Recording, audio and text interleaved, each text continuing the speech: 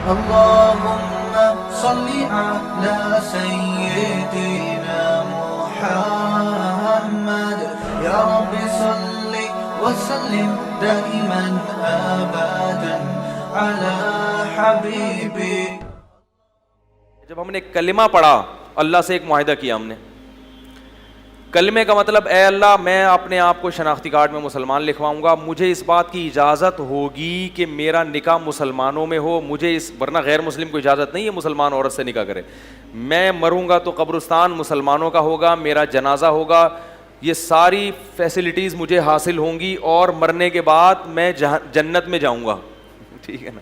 اگر جہنم میں گیا بھی تو سزا کھانے کے بعد میں بالآخر نکل آؤں. یہ اللہ سے آپ نے معاہدہ کیا, اللہ نے بھی آپ سے وعدے کر لیے. اب اللہ تو اپنے وعدے کو پورا کر رہا ہے, آپ اپنے وعدے کو پورا نہیں کر رہے, تو یہ کیا ہے؟ معاہدے کی خلاف ورزی ہے. آپ نے توبہ کیا, آپ نے کوئی گناہ کیا, اللہ کا نا گناہ پہ غضب آتا ہے انسان کے اوپر. آپ کو ڈر لگا کہ کہیں غضب نہ آ جائے, فوراً توبہ کر لی, ایک ایگریمنٹ کیا اللہ سے کہ تو اپنے غضب کو مجھ سے دور کر دے, میں تجھ سے عہد کرتا ہوں کہ یہ دوبارہ گناہ نہیں کروں گا. تو یہ بھی معاہدہ ہے کہ آپ مفاد حاصل کر رہے ہیں, کیونکہ توبہ کے بغیر کسی بھی وقت موت آ گئی تو کہاں جاؤ گے؟ جہنم کی آگ میں. توبہ کے ذریعے آپ نے اس آگ کو ٹال دیا, لیکن اب آپ اس توبہ پہ قائم نہیں رہتے, دوبارہ گناہ کرتے ہیں. تو یہ بھی عہد کی خلاف ورزی ہے, ایگریمنٹ اور معاہدے کی. ایک تو وہ جو گناہ کریں گے اس کا گناہ ہوگا, اور ایک توبہ توڑنے کا گناہ ہوگا.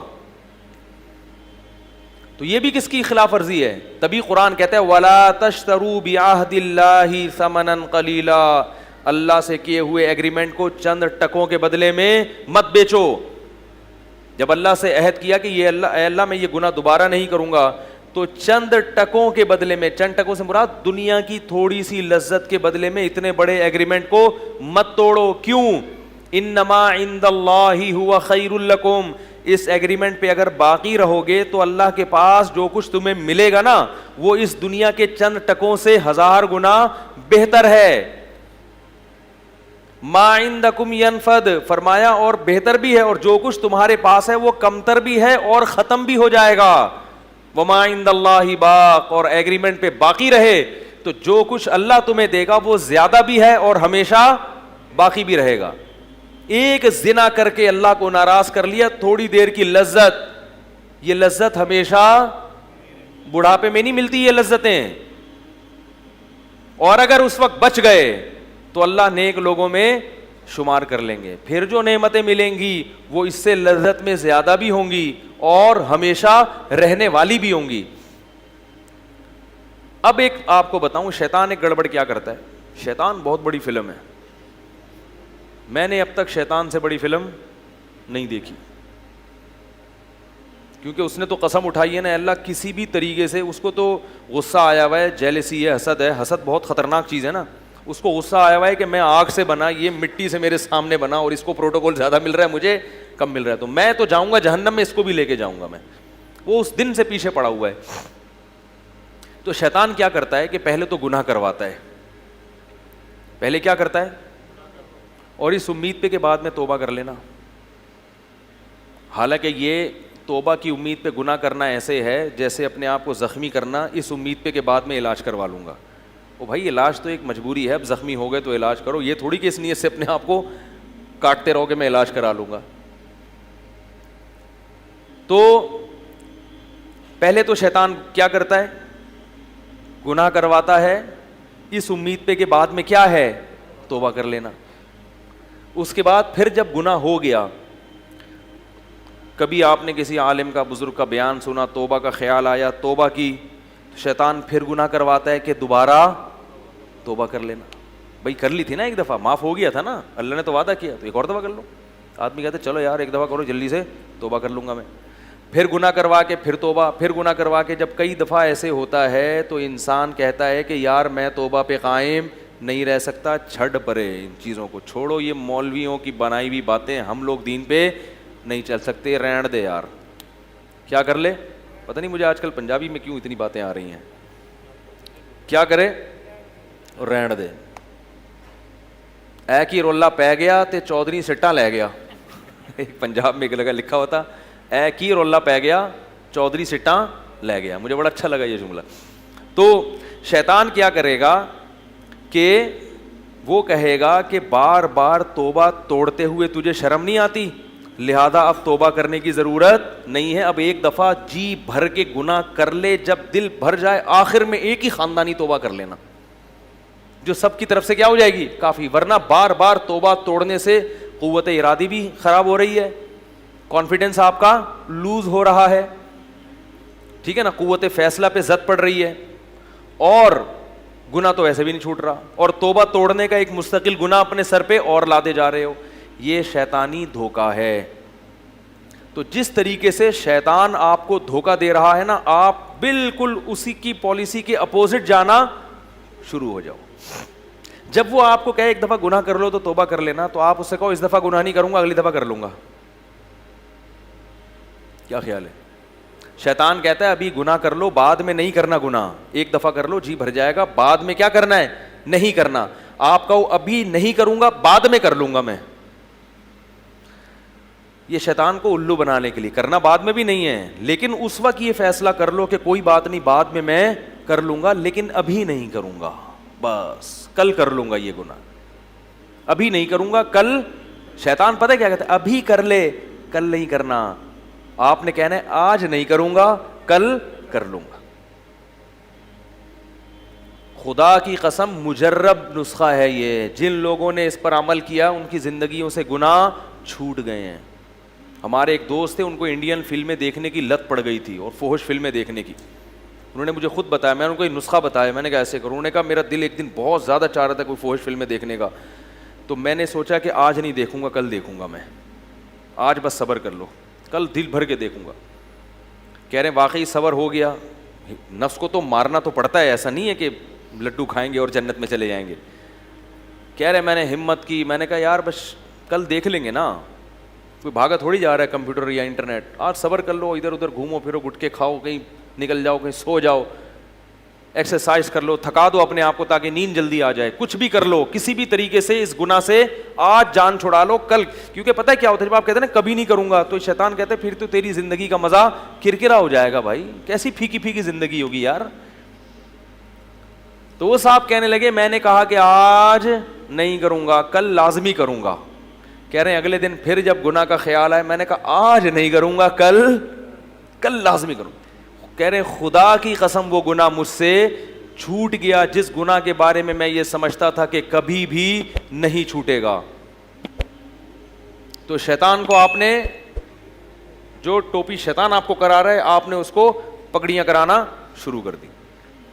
دوسری بات یہ کہ اگر شیطان نے بالفرض کسی سے گناہ کرا دیا, اللہ معاف فرمائے, بڑی مصیبت ہے یہ جب پڑ جاتا ہے نا ان چیزوں میں, تو اب بار بار توبہ جب ٹوٹ رہی ہے تو شیطان کہے گا ایسی توبہ کا فائدہ کیا جس توبہ پہ آپ قائم نہیں رہ سکتے. توبہ توڑنا بھی تو ایک جرم ہے نا. تو شیطان کو یہ بتا دو کہ توبہ توڑنا تو جرم ہے, اس توبہ توڑنے پر معافی مانگنا یہ جرم نہیں ہے. توبہ توڑتے ہوئے شرم آنی چاہیے, دوبارہ جوڑتے ہوئے شرم نہیں آنی چاہیے. ہاں جرم کی نوعیت بڑھ گئی, ایک پہلے جرم کیا تھا اور ایک توبہ جو توڑ دی ہے, تو جیسے اس جرم کی سزا اللہ سے معافی مانگنا, اس جرم کی سزا بھی اللہ سے معافی مانگنا, اور تگڑی معافی مانگو. بار بار بھی توبہ کر کے اگر آدمی توبہ کرتا رہے گا تو توبہ 100 دفعہ بھی کرے گا نا توبہ, تو 1000ویں مرتبہ بھی توبہ کرے گا تو اللہ تعالیٰ اس بیس پر توبہ کو رد نہیں کریں گے کہ تو پہلے 10 دفعہ یہ توبہ توڑ چکا ہے یا 100 دفعہ توڑ چکا ہے. اس بیس پہ توبہ رد نہیں کی جاتی. کیوں بھائی, اللہ نے کیوں فیصلہ کیا کہ تو 1000 دفعہ بھی کرے گا نا توبہ تو میں توبہ قبول کروں گا, بس یہ فیصلہ. کیوں؟ اس لیے کہ اگر اللہ نے کسی بھی وقت آپ کو یہ کہہ دیا کہ تمہاری توبہ کا تمہارے پاس آپشن نہیں ہے, تم نے اتنی دفعہ توڑی ہے کہ اب میں تمہاری توبہ قبول نہیں کروں گا, تو پھر آپ کو اللہ کے در کے علاوہ کسی اور کے در پہ جانے کا جواز مل جائے گا. دیکھو ابا سے قرضہ لینے گئے اور ضرورت بہت شدید ہے, ضرورت بہت شدید ہے, کھانے کو روٹی نہیں ہے. ایک مثال دے رہا ہوں, ابا نے کہا جا اڑے میں پیسے نہیں دیتا, تو کم وقت اڑا دیتا ہے پیسے, تو نے پہلے بھی اتنی دفعہ گٹکوں میں اڑائے ہیں اور یہ اور وہ اور فلانا. آپ کا ابا آپ کی تقریر کتنی اچھی کیوں نہ ہو, میں بہت اسراف کرنے والا, میں نے عیاشی میں اڑا دی ہے, پوری جائیدادیں اڑا دی, مگر ابھی میرے پاس روٹی نہیں ہے. آپ کی تقریر بہت ٹائٹ ہے. اب اگر آپ نے مجھے پیسے نہیں دیے تو میں وسیم بھائی سے جا کے لے لوں گا, ٹھیک ہے نا. تو لوگ بولیں گے اس کا باپ غریب آدمی ہے, اتنے بڑے سیٹھ کا بیٹا اور قرضے مانگ رہا ہے کسی کباڑیے سے, کبھی گولے گنڈے والے سے, کبھی ٹماٹر والے سے. تو باپ اپنی یہ بے عزتی برداشت بولو بھائی نہیں کر سکتا. اللہ کہتے ہیں کہ 100 مرتبہ بھی اگر توبہ ٹوٹ جائے, آنا کس کے پاس ہے, میرے پاس, کیونکہ میں یہ برداشت نہیں کرتا کہ تمہارے یہ ہاتھ میرے علاوہ کسی اور کے در پہ اٹھیں اور تم اس سے امیدیں لگاؤ.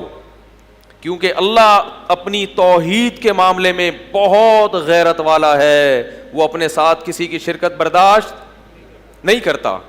اور اسے بندے کی یہ ادا بہت پسند آتی ہے کہ یہ محتاج ہو کے ہاتھ صرف میرے در پہ اٹھاتا ہے. جتنی انسان کو روٹی کی ضرورت ہے نا, اس سے کئی گنا زیادہ ضرورت ہے اپنا گناہ معاف کروانے کی, کیونکہ ہمارے پاس اس کے علاوہ کوئی آپشن, کیونکہ اللہ نے گناہ پہ جو سزائیں رکھی ہیں وہ اتنی سخت ہیں کہ آپ اللہ سے کہیں اللہ میں نے 100 دفعہ بھی توبہ توڑی ہے لیکن میں تیری جہنم کی آگ برداشت نہیں کر سکتا, مجھے معاف کرنا ہے تجھے. نہیں آ رہی میرا خیال ہے بات, میں معاف کروا کے چھوڑوں گا, میرے پاس ہے اللہ, اس کے علاوہ کوئی آپشن نہیں ہے. میں کتنا بڑا مجرم, بار بار توبہ توڑی میں نے, بار بار معاہدے کی خلاف ورزی کی, لیکن میں جہنم کی آگ برداشت نہیں کر سکتا, جتنا بڑا مجرم ہوں. لیکن یہ کرنا پڑے گا, تجھے معاف کرنا پڑے گا. اور اللہ کو معافی کے معاملے میں یہی اسٹائل بندے کا پسند ہے, پیچھے پڑ جائے. تبھی حدیث میں آتا ہے اللہ سے یوں دعا نہ مانگو, اللہ اگر تو چاہتا ہے تو یہ کر دے, نہیں چاہتا ہے تو نہیں کر. آپ کسی وسیم بھائی سے قرضہ لینے کے لیے جائیں, بولے یار 1 کروڑ روپے چاہیے, کہ واقعی چاہیے, کہ مرضی ہے, دینا ہے تو دے دو, نہیں دینا تو وہ بھی چلے گا, دے گا وہ. دنیا میں تو پھر بھی انسان کہتا ہے کہ اللہ دینا چاہے دے دے, لیکن بھائی جہنم کی آگ یہ برداشت نہیں ہے, یہ تو اللہ کے غضب کا نام ہے. تو اللہ کا غضب کون برداشت کر سکتا ہے؟ تو اس میں تو اللہ کے سامنے گڑ گڑانا ہے, اے اللہ 1000 بار میں نے گناہ کیا, 1000 بار توبہ کی, 1000 بار توبہ توڑی, اب 1001ویں مرتبہ میں آ رہا ہوں تیرے پاس, اب بھی تجھ سے کہہ رہا ہوں کہ یہ جو میں نے گناہ کیے اور جتنی دفعہ توبہ توڑی ہے یہ سارے میرے معاف کر دے, میرے پاس اس کے علاوہ کوئی آپشن نہیں ہے.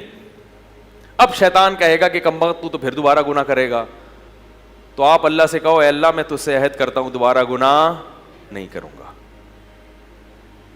میں یہی کر سکتا ہوں, میرے پاس اس کے علاوہ کچھ استعداد کوئی بات نہیں. اگر گناہ سے بچ نہیں سکا تو توبہ ہی کرتا رہے گا نا, یہی ادا اللہ کو پسند آئے گی, اور شاید اللہ اسی بیس پر معاف کر دیں.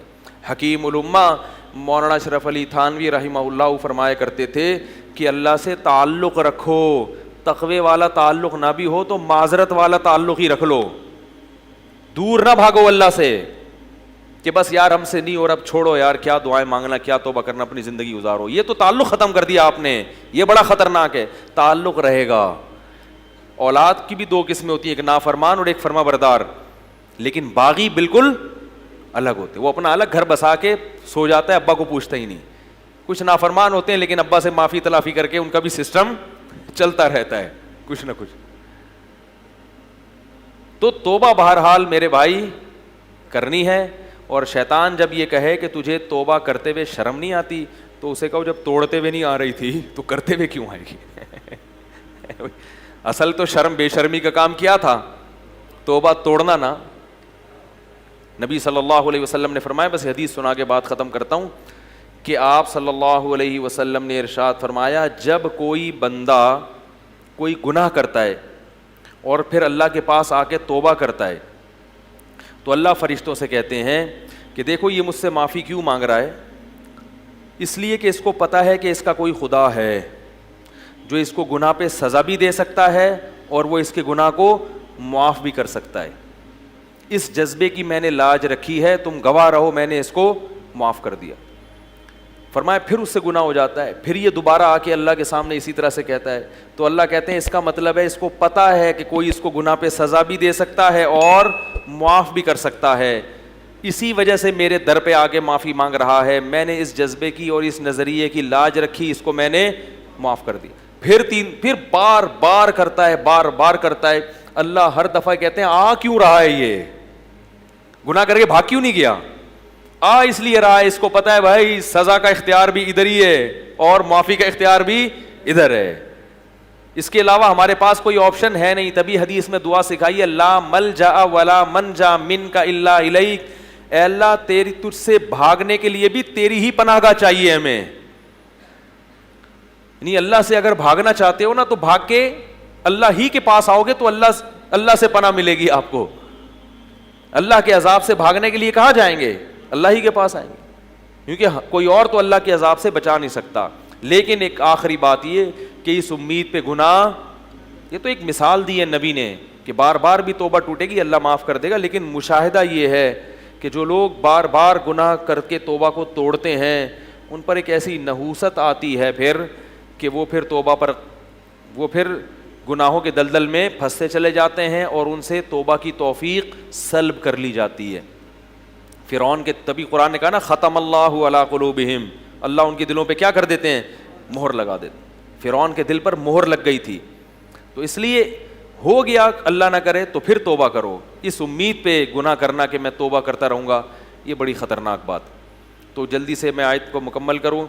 فرمایا کہ کسی یتیم کا مال مت کھاؤ اور معاہدے کی خلاف ورزی مت کرو. تو عہد کی خلاف ورزی میں جو اللہ سے کیے ہوئے عہد ہیں وہ بھی آتے ہیں, آپس میں جو ایگریمنٹ ہم ایک دوسرے سے کرتے ہیں وہ بھی اس میں ایگریمنٹ, کوئی بھی معاہدہ ہے. یہ لوگ کیا کرتے ہیں ایگریمنٹ میں, ایک اچھی مثال آئی ذہن میں, اسٹیٹ ایجنٹ کیا کرتے ہیں, مکان کا سودا کر لیا, ادھر سے ایڈوانس بھی لے لیا, بعد میں کوئی اچھا کسٹمر آیا تو پرانے والے کو ٹوپی کرا دی اور اس کو کہہ دیا اصل میں وہ اس پلاٹ میں نا کوئی فالٹ نکل آیا, اس کی فائل میں کوئی مسئلہ نکل آیا ہے تو یہ گڑبڑ ہو گئی ہے لہذا آپ رہنے دیں یہ پلاٹ. مقصد کیا ہوتا ہے کہ نیا کسٹمر اچھا مل گیا ہوتا ہے, یہ بھی ایگریمنٹ ہے. جب آپ نے بیانہ لے لیا تو بیانہ ضمانت ہوتی ہے اس بات کی کہ اب آپ اس بات کے پابند ہیں کہ آپ یہ پلاٹ کسی اور کو نہیں بیچیں گے. ہاں اس کی اجازت سے بیچ سکتے ہیں, بھائی معاہدہ ہوا تھا لیکن یار مجھے بڑے اچھے پیسے مل رہے ہیں, بڑی مہربانی یار تم اپنی خوشی سے چھوڑ دو. پر کون چھوڑے گا بھائی, وہ کیوں چھوڑے گا, بھائی میں بیانہ دے چکا ہوں, ابھی میرا حق ہے کہ مجھے دیا جائے. تو یہ بڑی زبان آج سب سے جو سستی چیز ہے نا وہ مسلمان کی زبان بن چکی ہے. کوئی بھروسہ نہیں ہے کب دو نمبری کرے گا, کب زبان دے کے مکر جائے گا. اسی طرح یاد رکھو یہ جو منگنی ہوتی ہے لڑکا لڑکی میں, یہ منگنی بھی ابتدائی مراحل میں تو وعدہ ہے, معاہدہ نہیں ہے. وعدہ کا مطلب بھائی آپ کہتے ہیں کہ بھائی ہم یہاں شادی کریں گے, ایک وعدہ کر لیا آپ نے ان سے. لیکن اگر یہ اس اسٹیج پہ پہنچ چکی ہے کہ وہ اپنے آپ کو باؤنڈ سمجھنے لگے ہیں آپ کی وجہ سے, اور وہ اب اچھے اچھے رشتوں کا آپ کی وجہ سے انکار کر رہے ہیں, تو پھر اس اسٹیج پر یہ وعدہ نہیں ہے بلکہ یہ کیا ہے, ایگریمنٹ ہو چکا ہے. بعض دفعہ ایسا ہوتا ہے آپ نے سر سے بولا ہاں بھائی ہم یہاں شادی کریں گے, لیکن وہ کوئی باؤنڈ نہیں ہوتے اس کی وجہ سے, وہ اچھا رشتہ آ جائے تو وہ بھی آپ کو کہہ دیتے ہیں کہ بھئی ہمیں, یا وہ آپ سے پوچھ لیتے ہیں. لیکن بسا اوقات جو پکی ڈھکی منگنیاں ہوتی ہیں, ڈیٹ طے ہو گئی, شادی کی تاریخ طے ہو گئی, اچھا خاصا سارا ارینج ہو گیا, وہ کئی رشتوں کو اب انکار کر رہے ہیں بھئی ہمارے یہاں بات ہو گئی, آپ کو کوئی اچھا ملا تو پرانی والی کو آپ نے ٹوپی کرا دی. یہ بھی بہت ہو رہا ہے, ان کو بیوقوف بنا دیا. وہ 1 سال سے 2 سال سے آپ کے انتظار میں ہیں اور آپ کو ذرا اچھا رشتہ ملا تو پرانے والوں کو, اب وہ جو اس لڑکی کے اتنے اچھے رشتے آئے درمیان میں وہ سب ان کو آپ کی امید پہ وہ کیا کرتے رہے ہیں.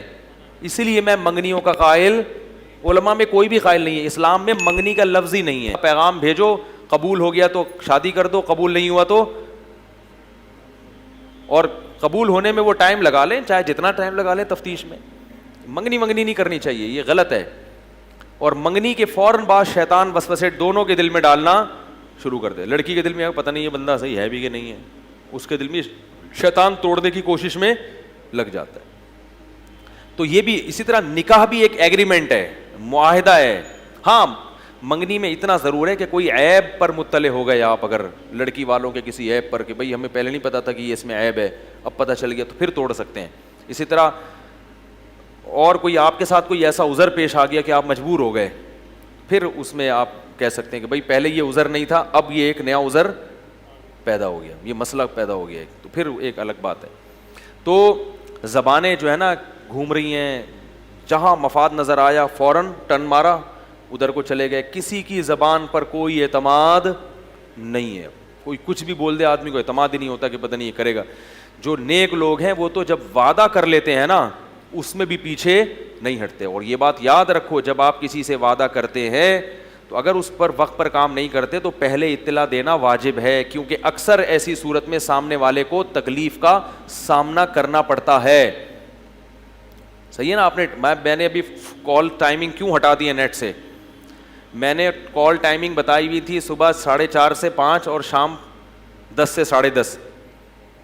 اب کئی بار ایسا ہوا کہ 10 سے 10:30 میں کوئی ایمرجنسی کوئی مصروفیت آ گئی، جیسے بڑوں کی کال آ گئی، بڑوں نے بلا لیا، اب ان کو تو نہیں منع کر سکتے ہم، مدرسے سے کال آ گئی آپ آ جائیں. اب 10 سے 10:30 میں کال ریسیو نہیں کر سکا تو لوگوں کے میسج آ رہے ہیں، ٹائم دے کے آپ پیچھے ہٹ جاتے ہیں، منافقت ہے، بیانات میں کیا کہتے ہیں اور یہ اوڑے بھائی. اب میں اگر وہ کال ٹائمنگ ہٹاتا ہوں تو مجھے ڈر ہے کہ پھر لوگوں کو پتہ ہی نہیں چلے گا کس ٹائم کال کرنی ہے. لگاتا ہوں تو بسا اوقات ایمرجنسی ہوتی ہے. اب میں کیسے پوری دنیا کو بتاؤں کہ بھئی میں آج مصروف ہوں؟ وہ تو روزانہ کی شیڈول ہے. تو میں نے کہا کہ یہ کال ٹائمنگ ہٹا ہی دو، صرف اس لیے کہ بعض دفعہ ایسا ہوتا ہے کہ کوئی آدمی 2 گھنٹے سے 10 بجنے کا انتظار کر رہا ہے کہ 10 بجیں گے تو مفتی صاحب کو فون کروں گا، میں سارے کاموں کا آگے بھی، مفتی صاحب کا فون بن جا رہا ہے تو اٹھا ہی نہیں رہے، وہ JTR میڈیا پہ مصروف ہو گئے.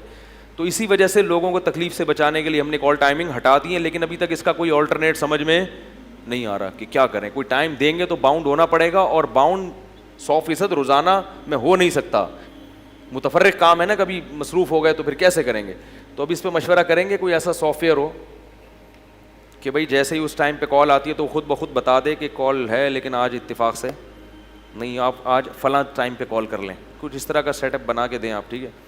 تو یہ جو وعدے ہیں میرے بھائی، ان کی خلاف ورزی مت کیا کرو، اس سے مسلمانوں کو تکلیف ہوتی ہے، کسی کو بھی تکلیف ہوتی ہے، اور کسی کو تکلیف دینا جائز بولو بھائی نہیں. طارق مسعود صاحب کے بیانات سننے کے لیے youtube.com/مفتی طارق مسعود کو سبسکرائب کریں، اور اگر آپ لائیو ویڈیو کو کبھی بھی مس نہیں کرنا چاہتے ہیں تو سبسکرائب کرنے کے بعد بیل آئیکن پہ کلک کرنا مت بھولیں.